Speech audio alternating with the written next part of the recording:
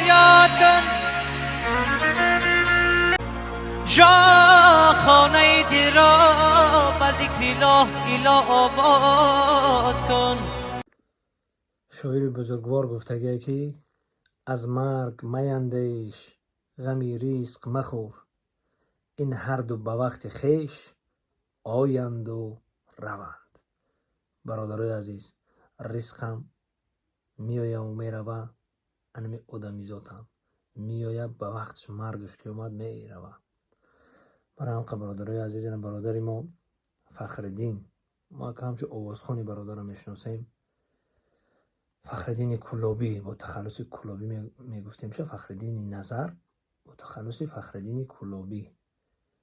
اینا طول یک نیم دو ماه یک کسل شید که هم جیگرش عذابش میداد. این مرگ که اومد، این همه خیلی یک چی سبب میشوه، یک چی بهانه میشوه، میریم.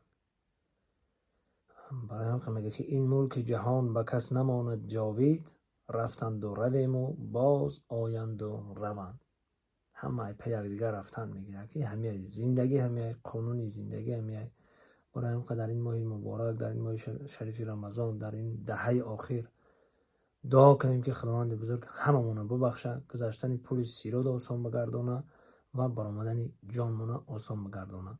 الله اکبر. انا برادرای عزیز، امروز در طرف میکاوس که جنازه این برادرمون به ساعتهای 10 به 11 ایروی شنیدیم. ما